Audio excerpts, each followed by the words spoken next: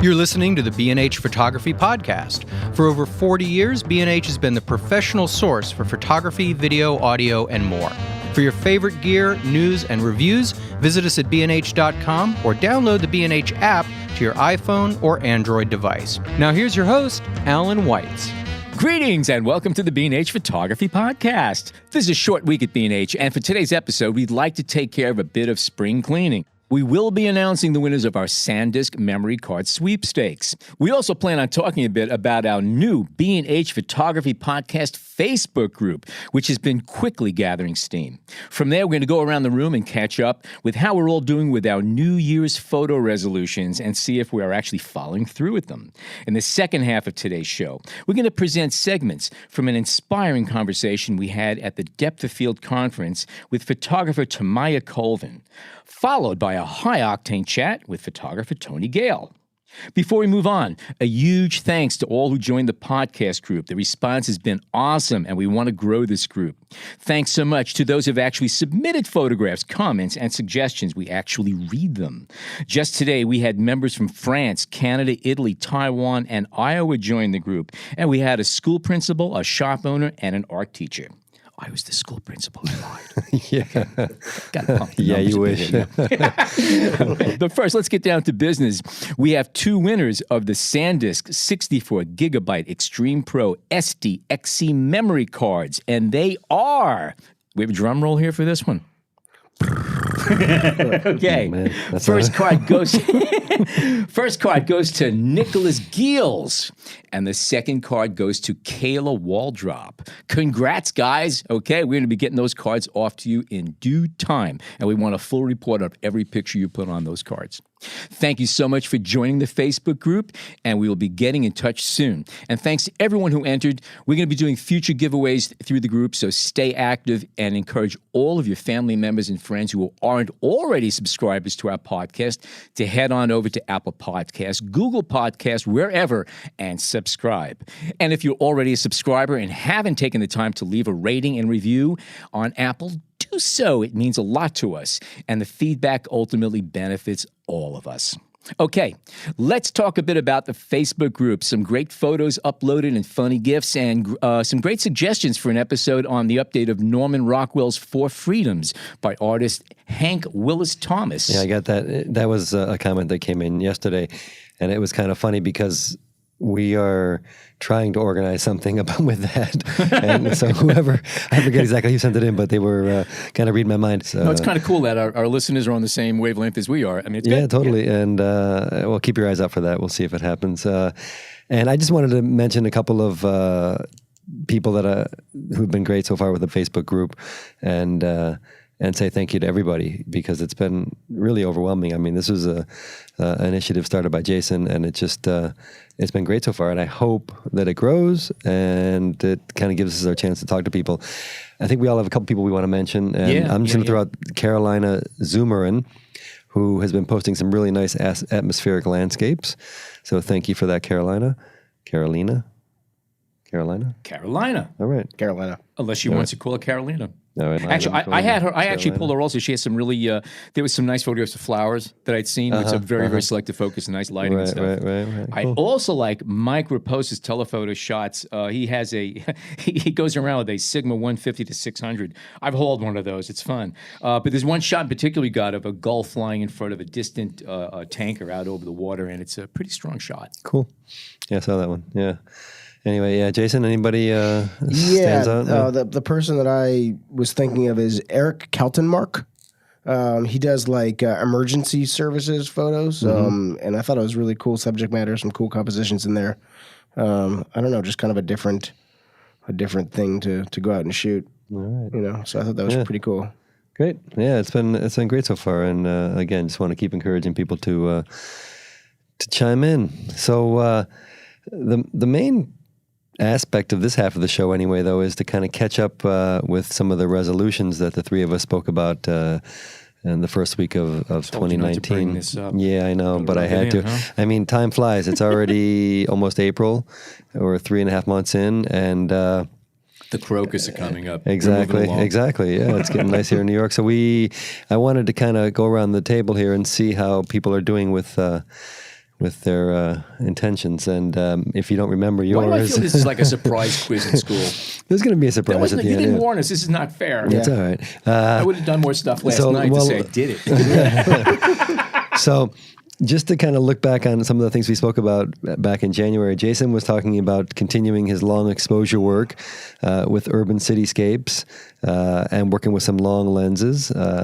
Alan wanted to get back and dig into some of his old film archives to digitize long hidden gems.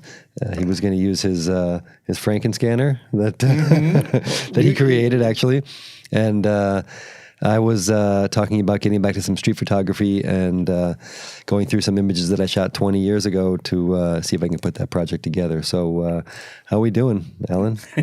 Okay, well, all right. I actually did manage to scan, I'm going to say 4 to 5 new transparencies. Wow, 4 to 5, eh? Yeah, I did get a little bit bogged down. I've had other things going on, but however, I also did manage to reconfigure my Franken scanner to do medium format as well. And I'm very that's pretty surprised. cool. I was getting, because I'm shooting again with an old Hasselblad system, and I've been getting some amazing negatives using my Sony with that contrast, a little bit reconfigured, no So bellows. photos that you're taking right now, new photos. I'm shooting film and I'm photographing the negatives with the Sony and flipping them around and getting amazing stuff. You did do some old stuff with the Sharp Bokeh project, right? You had that one photo with the tractor out in the middle. Oh, of the yeah. field. Is that That was a scan. that was a scan? Okay, Sure, yeah. That came out real nice. Yeah. Well, a lot, some of them are beautiful. Yeah. Honestly, just to give you an idea of the comparison, anybody out there who's used scanners, prior to this, I was using a Nikon Coolscan 4000, which is a very good unit. They haven't made them for a million years. You can't get them anymore. This one is better. I'm actually getting like 100+ meg files, and even by photographing medium format negatives and squaring them off to 1:1 aspect ratios, the files are still like 70 megs, and there's a ton of detail. I'm shooting raw, and I'm really able to pump a lot of detail out of these things. So it's been a great process. I'm still working on it. Cool. And what else have you been working on that kind of got in the way of fulfilling your resolution? I know you always keep them busy, so. I'm kind of like... Any articles, any lenses reviews? Actually, I'm in the midst of doing the new Sigma 40 millimeter f1.4 art lens. Okay. And it's pretty impressive. It's 2.6 pounds, and it's 5 times the size of a Nikon 50 millimeter 1.4. I'm looking at the size of this thing. It's like a quart of milk. And I'm shooting it on a new Canon EOS R. It's the first time I've used the camera, and I like it. That's great. A new mirrorless, and it's my first experience with it, and it's a very, very nice camera. Again, I've been using Sony for the past 3 generations of A7 series cameras, and this one's nice. I like the smooth edges. I never like the sharp edges on the Sony. It kind of looks cool, but in the hand, I don't like it. Yeah. And so far, the image quality is nice. The performance is nice, and I'm only 1 day in with it, but it's fun. And again, what camera is it? That's the Canon EOS R, their new mirrorless camera. And then they came out with the RP. Yes. After that, which is the more of a consumer. Level. Yeah. Okay, good. So we're caught up with those, good stuff. So it's a new lens and a few other little goodies I've been working on. We're pretty busy. Okay. All right, Jason, I know that you were doing some great work with the long lenses, cityscapes, but then all of a sudden there was like a direct or a right turn and you're trying some new stuff. He's been doing, since he said he's doing this long exposure thing, his camera's been on bulb. Yeah. With 5 neutral density filters. He's basically he's recording the entire season in one frame. That's great. I've seen a photographer do something like that. Oh, yeah, it's been done. I'm using 10 billion stops of ND. And I'm just letting it go the whole winter. That'd be great. Yeah. No, but seriously, kind of walk us through because I want to hear what you're up to. Yeah, I've been... I did do some of that stuff. I actually borrowed your lens and took a couple pictures that I was kind of... He's been wondering what happened to that lens. Wondering where it's No, I gave it back to you. Your 70... I adapted that 70 to 200 Nikon to the Sony. So I did do a little bit with that. But I don't know. I just got into taking pictures of people like on I don't know. So I've been taking nothing but portraits for like the last since we started. How long are the exposures? Some of them are longer than usual.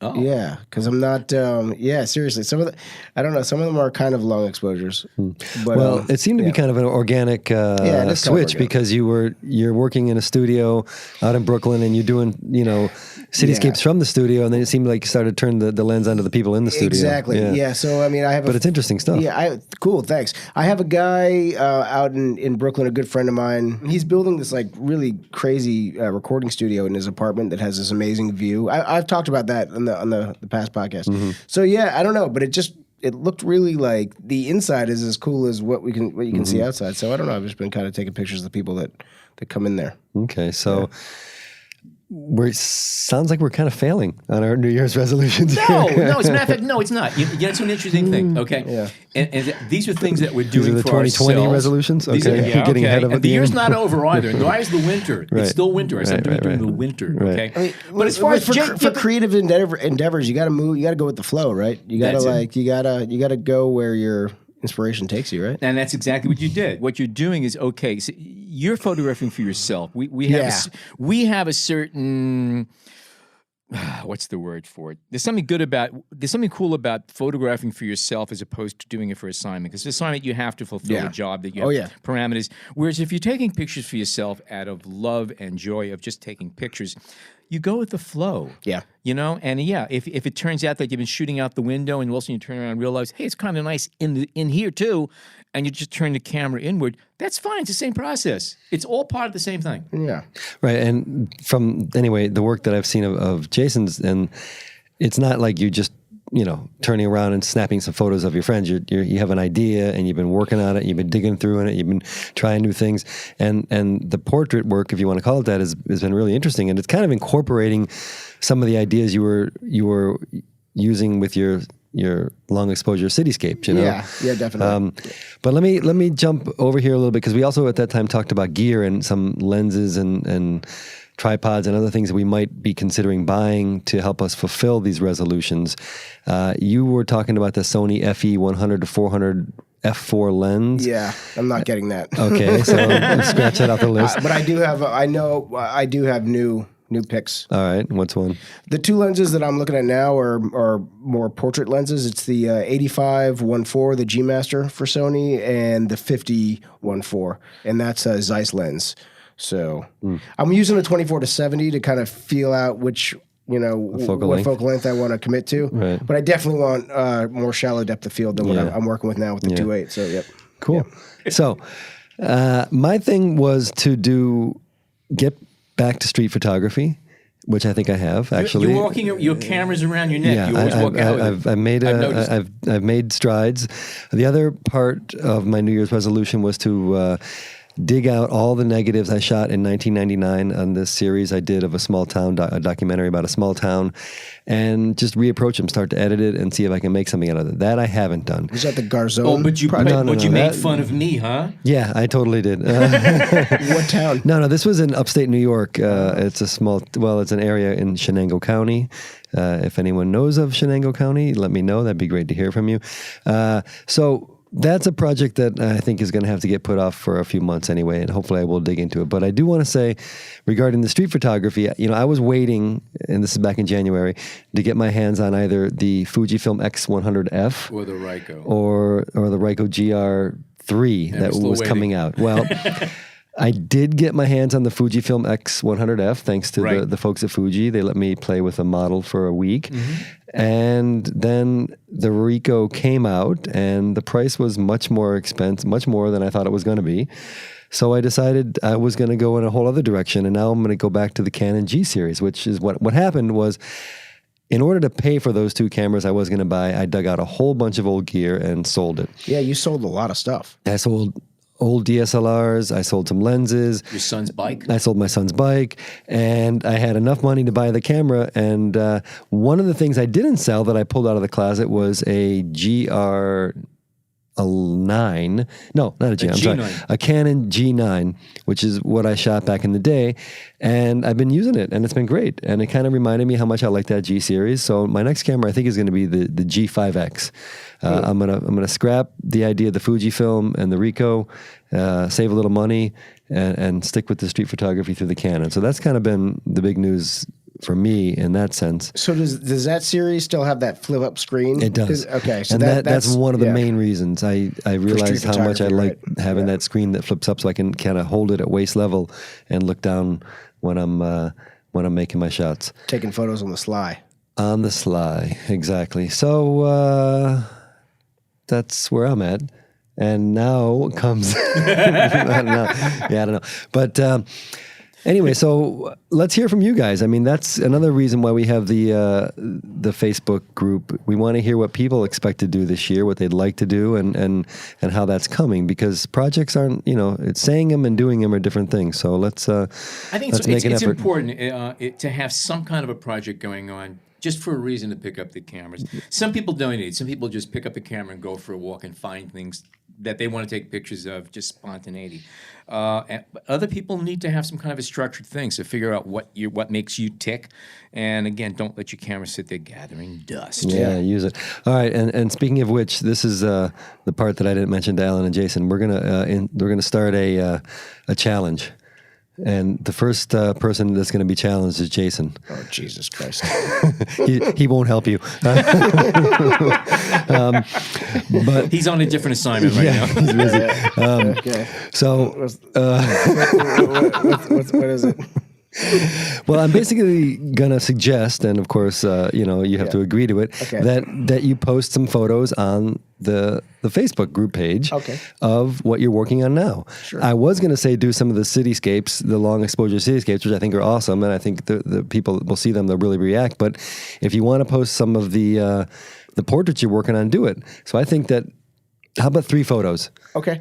Within a week. Yeah, and is that fair? I can do like, do they all have to be the same genre? Can I do portraits and cityscapes? How about, can I do like two cityscapes and a portrait? That's perfect. That's what I was going to say. Like that, what you've been working on and what's coming up next. Okay. Yeah. And post those, and let's hear some responses. And of course, Alan and I will make up fake names and trash the photos. But yeah. Also, remember, this is a short week, so capture smaller files. Yeah. Exactly. Okay? Yeah. You want to be able to fit it in. No, I love getting critique on my photos, so that I am 100% down. And then perhaps we'll use that as a way for some of our listeners and people who are in the Facebook group to put up their photos that are along that same vein. So we'll have Jason start the challenge and have people throw up their cityscapes. Okay. I mean, that sounds. Let's try to make them along the style that Jason's working on, long exposure, cityscapes. Yeah. Let's give it a Okay, go. that works. Cityscape week. Yeah, like that. Right. And then you I'm going guys to can throw copyright that as soon as the show's over. You can throw it back to me, and we'll throw it to Alan, and we'll each do a little challenge. Week. All right? Yeah, something like that.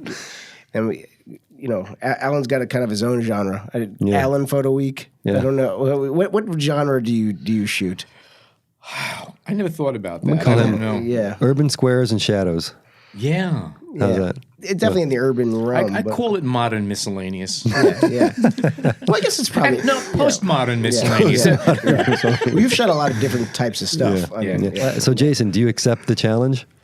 I accept. All right.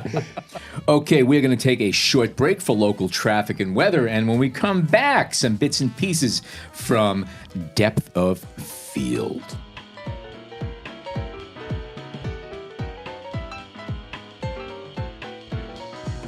We hope you're enjoying this edition of the B&H Photography Podcast. Send us a tweet at BHPhotoVideo, #BHPhotoPodcast.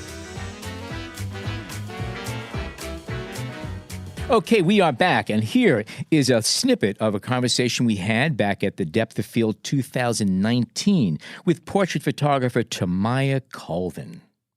All right, yes, we're having fun here today. We are back at the 2019 Depth of Field Convention, and we're being joined by Tomaiya Colvin, a Houston-based photographer. And you do high school portraits. But I had a funny thing happen. I was talking to a photographer who said he photographed seniors. I didn't get the high school part. I thought he photographed old people. I went out to nursing homes. That actually would be a great idea. That No? is. It's Yeah, the we opposite just end of the photo- yeah. spectrum. Yeah. They would love it, too. Yeah. No? So you talk a lot about cleaning up one's act and acting on what makes you happy. In other words, if something makes you happy, that's what you should be concentrating on. Correct. All right. Now, you did say one thing that kind of caught my attention. You say, go through your Facebook page, go through your Instagram, get everything out of it that you don't want to do or that doesn't make you happy, because if people see you posting that, they're going to call you to do that, and then you're stuck with more misery. Yes. Now, the one exception was, you said, of course, don't clear it out if it makes you money. Now, where do we draw the line between that happiness and making money? Well, You're on with me, okay. So I'm very fortunate right now that I get to do what makes me money. Okay. It hasn't always been that way. And so I'm speaking from a place of 5 years in now, where I get to say that high school senior photography makes me money.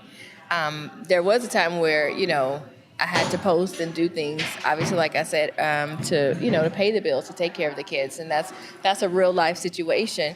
But I think all of us are in different places in our lives, and our happiness is going to look different. And so will there be times if it was a slow month and I need to photograph a wedding to make sure that those braces get paid for? Absolutely, I will. Because that's real life. So you basically control the floodgate based on how much rain we got going on. Absolutely. Okay. Now, if I don't have on rain boots and I have on sandals, then I'm good. But I'm just being honest. But if it comes to the point where it's getting tight, then I'm going to do what I have to do. You got to do what you got to do. That's right. That's and I think that's the part with the photography industry.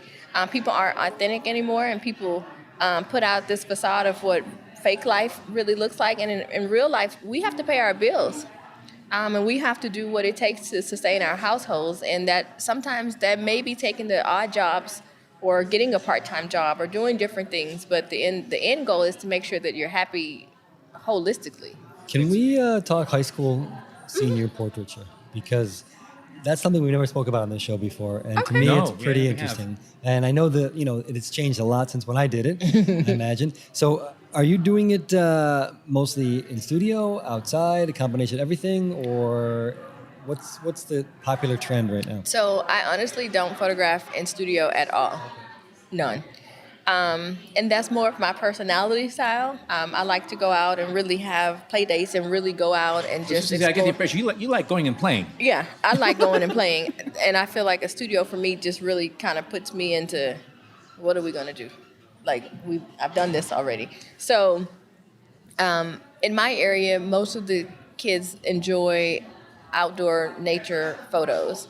There are times when we do, if I have a special project or something that I want to do in studio, then I will. But for the most part, they want something different. They want whatever is most popular at the moment. And what are some of the things that you tend to take? Do you have your go-to spots? And do you break it down by types of kids and et cetera, et cetera? So it really... Honestly, like all of them are different. Yeah. So like the one, I think like 2 weeks ago, like she wanted to go to a graffiti wall because she's going to school for art. So she really wanted to, like, obviously, full of life, full of color, because that's her thing. She draws and she's going to school for that. Well, you have a guy who's into fashion and he wants to go in an alley and wear some cool clothes or go on a rooftop. So, those are two completely different extremes almost. And then you have a kid who's in FFA into farming, and he wants the photo session at the farm. So, it literally can go or be anywhere. And do you have like a meeting with them, or you email with them and you say, hey, what are you guys into? What's your thing? And so then you figure it out. There's a lot of time involved, because the average high school has how many seniors right now? Just on average. In my area, probably about 700. 700 now. Per school. You Per have school.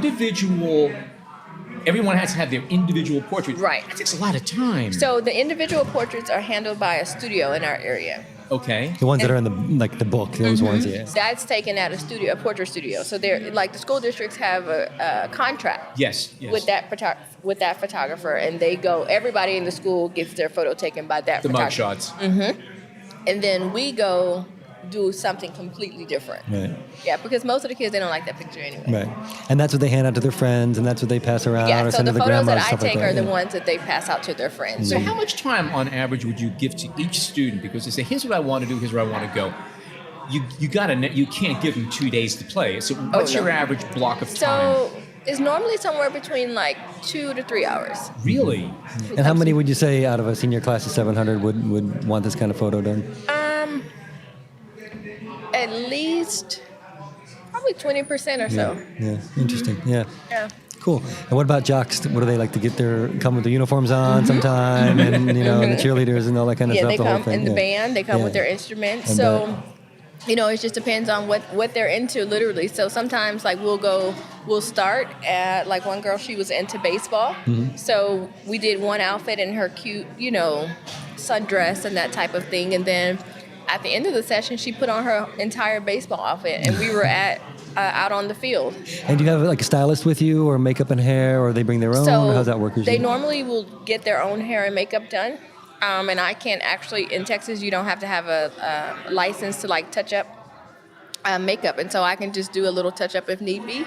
And then we just keep going. So normally with the girls, sometimes they bring too many outfits. Yeah. Yeah. But the guys, Not too many. You guys don't have too many outfits. You got to fix the collars and the whole thing. Yeah. Sometimes with them, it's kind of like, I have. And did this 30 business minutes. kind of grow out of something you didn't expect, or was it what kind of your goal? How'd you fall into this one? How'd you Yeah. fall into it? I was a high school and middle school teacher. Oh, Perfect. okay. There Yeah. you go. Now, when did you start taking photographs? 6 years ago. So this is really new in your Yeah. life, relatively speaking.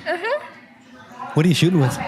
A Sony Okay. A7R2. That's what I got. All right, so if people want to catch up on more of your work and see what you do and get an idea of what we've been talking about, where should they go? So they can go on Instagram, Tomaiya Colvin, and then on. And they spell that too. Yeah. Oh yeah, I better do that. So it's TOMAYIA. Uh-huh. C like Charlie, OLV like Victor, IN.com. Okay. Yeah. And it's well worth a visit for sure. Again, I heard a good chunk of your talk earlier today, and you had people listening and nodding their heads, and you really had the audience in your hand. You did a good job there. Wonderful Thank speak to you. you. And again, just thanks for joining us today. Thank you. And have a okay, thank you, Tomaiya. And here's a bit of a chat we had with photographer Tony Gale. Okay, we are back, and again, we are at the 2019 Depth of Field Wedding, Portrait, and Event Photography Conference here in New York City, and sponsored by B&H Photo. We are now joined by Tony Gale, a world-famous portrait photographer.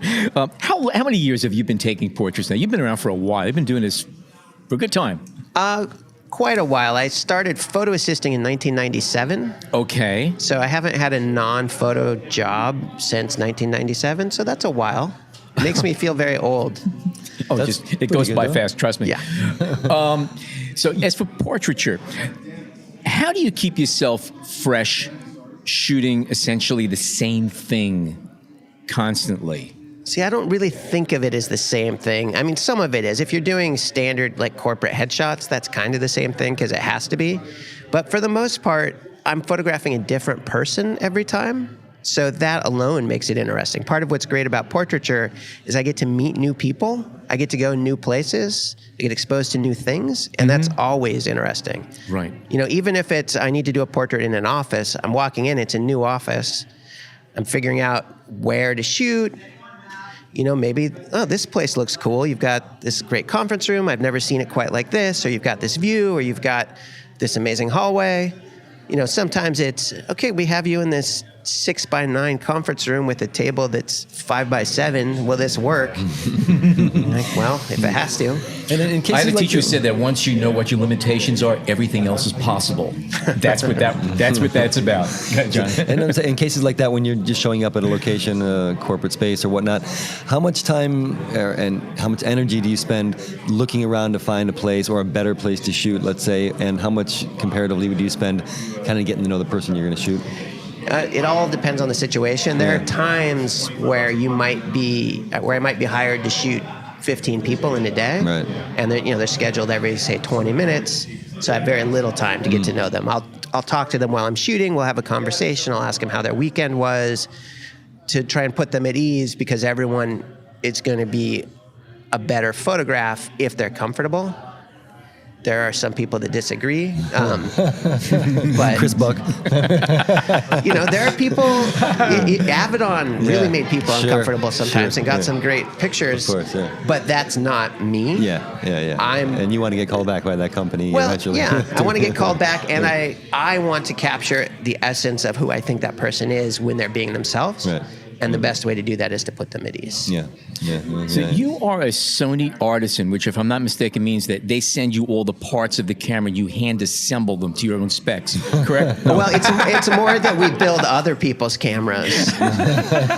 You get the grinder and the buffer and you polish everything. So obviously that's not what it's about. So did you start off with Sony mirrorless, or did you go to their DSLRs? At what point did you start working with them? I started shooting Sony in 2011. Okay. The first camera I had from Sony was the A850, which was a DSLR. Right, okay.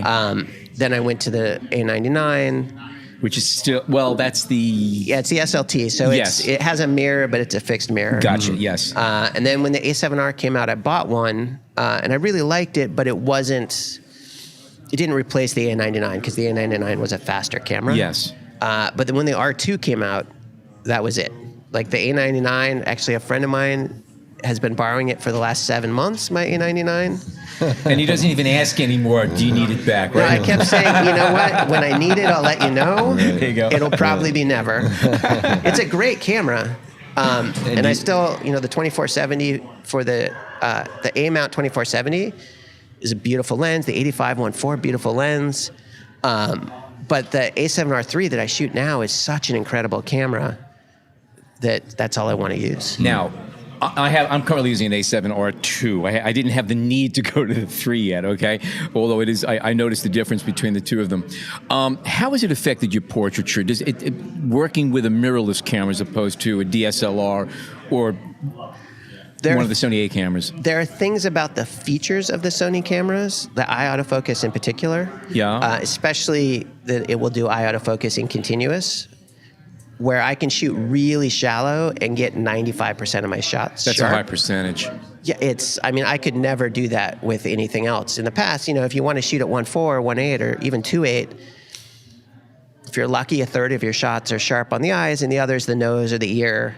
Mm-hmm. And it's always the best shot. The nose is sharp and the eyes aren't. Yeah. And that one hair is always real, just crystal clear. Right. Yes.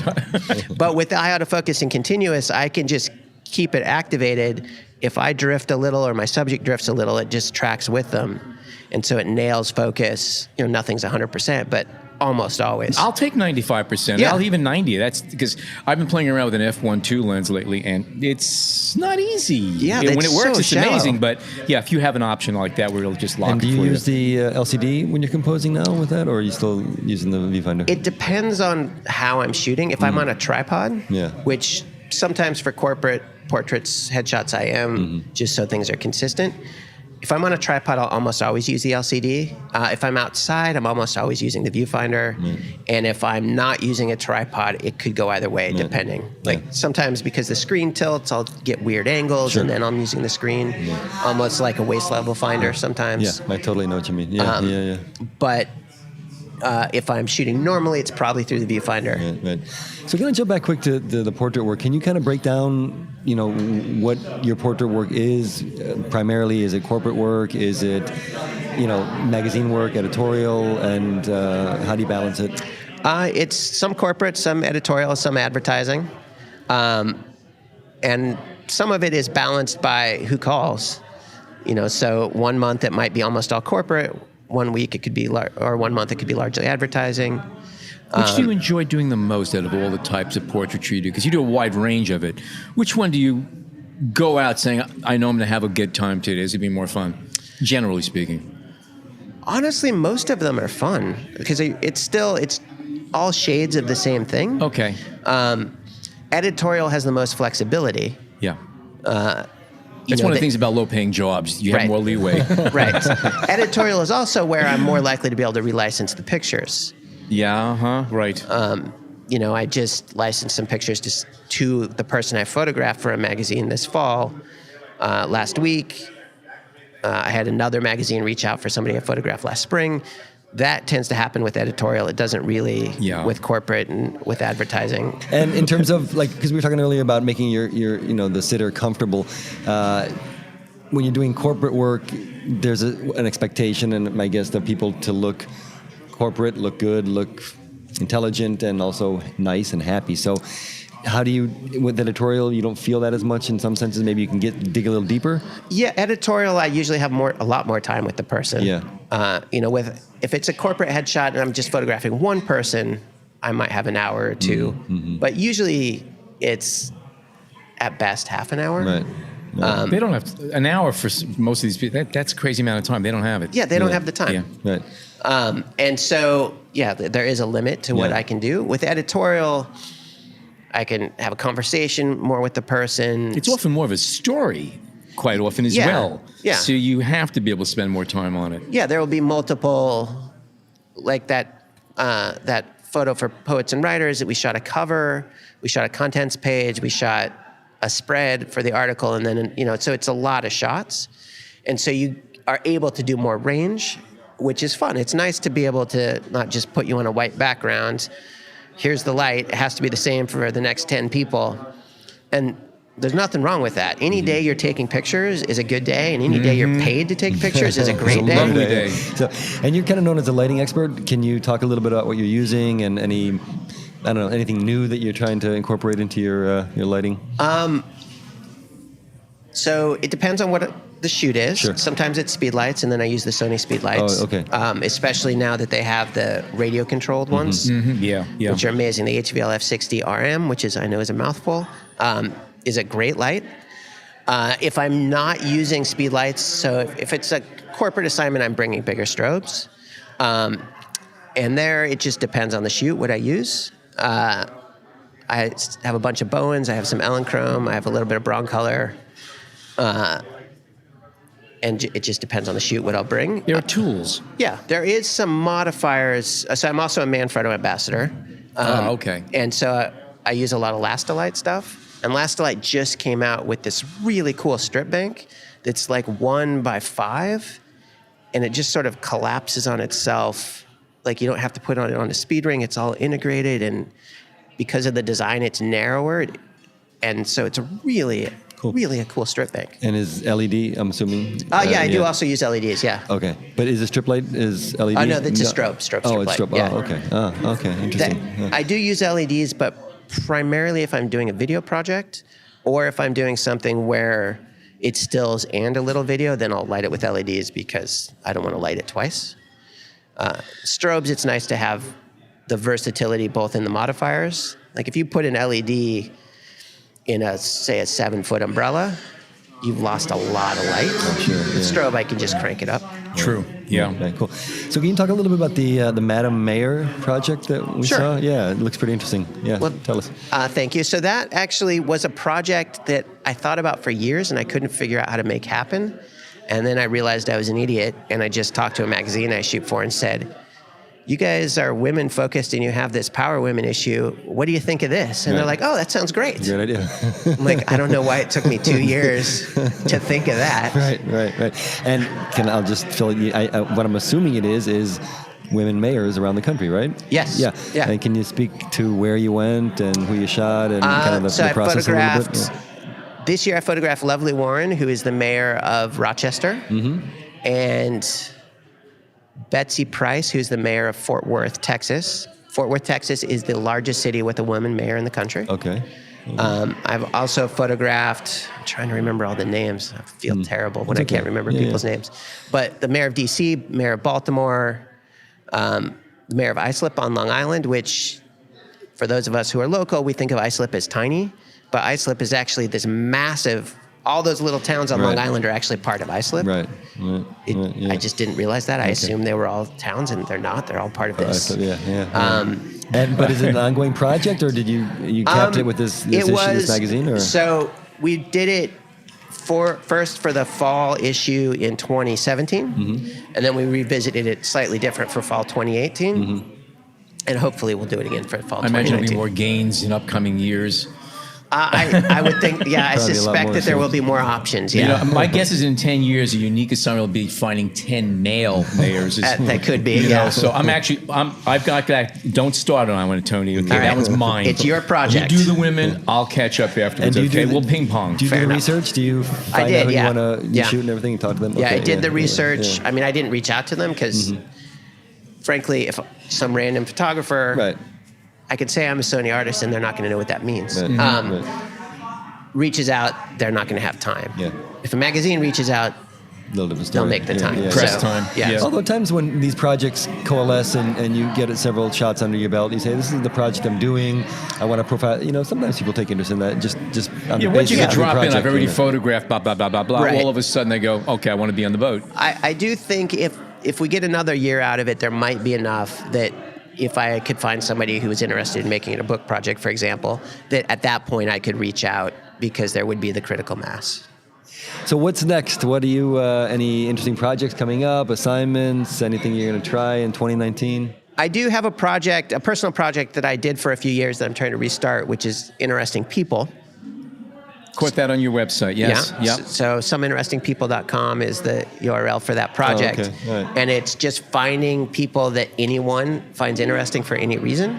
So either of you, the three of you, you could say, you know, David Bromer's interesting. Right. I'll tell you why. Right. Or not. Right. Up to you. But and you just say a few sentences about why someone is interesting. I photograph them and put it with what you wrote. Oh, okay. Because to me, it's a lot more interesting if it's not who does Tony Gale find interesting. It's who does anyone in the world find interesting. Everybody Yeah. knows interesting people. Sure, sure. And you only have to write a couple of sentences. It's Right. not, Yeah. Well, some that's a people good have idea. written like 4 paragraphs, but Yeah. Well, I wanted to maybe wrap up by jumping back to what Alan asked at the beginning, ways to stay fresh. And I noticed on your website you have some landscape work too that you've done, and so it's not just portraiture. Do you like to get out in the field and shoot too? Does that kind of clean the palette? And when yeah, you get absolutely. back to the portraiture later? yeah, I mean, who doesn't like shooting landscapes? Who doesn't like going beautiful places and Right. taking pictures of beautiful things? It's also with the landscapes, it allows me, it sells a little bit in stock. And so it allows me to justify traveling. I've been to all 50 states in part because of that. And it's just a fun thing. Tony, anybody wants to catch up on your work, where should they go? Instagram is Tony Gale Photo. Uh-huh. My website is tonygale.com. And it's Gale. Like the wind. Like the winds. Tony, thank you so much for joining us today. Thank you. It was a pleasure. Okay, thank you very, very much to all of the new members of the B&H Photography Podcast Facebook group, which has been quickly gathering steam. And also another congrats to Nicholas Gills and Kayla Waldrop, our winners of the SanDisk 64 gigabyte Extreme Pro SDXC memory cards. And remember, we want to see all the pictures you take. And moving forward, keep your eyes open for Jason's photographs on our Facebook page, and be kind to him, okay? Don't rip him too hard. Be mean. I like mean. Yeah, he likes me. And also use that, listeners, use that as an opportunity to post your photos that maybe follow the same theme or have some kind of conversation photographically with those photos. If you want to, as Jason's going to do, post a couple of photos of stuff he's been working on and something that he wants to start working on. We'd like that idea of seeing where you're going to go with your stuff. We want to see where you've been, and we want to see where you're going. Exactly. Along with all that, next week we have a terrific episode coming up with Ben Zank and Mitra Sabori. Should be an interesting it was show. one of the most interesting ones we've done, for sure. It was a lot of fun. Yeah. And again, thank you again for all of the encouragement you've been giving, the thoughts you've been sharing, the photographs you've been sharing. And also, just before we sign off, a little reminder. If you're not a subscriber to the B&H Photography Podcast, head over to whatever platform floats your boat and sign up. It's a great party, and you can be part of it. For now, on behalf of Jason, John, and myself, thank you so much for joining us today.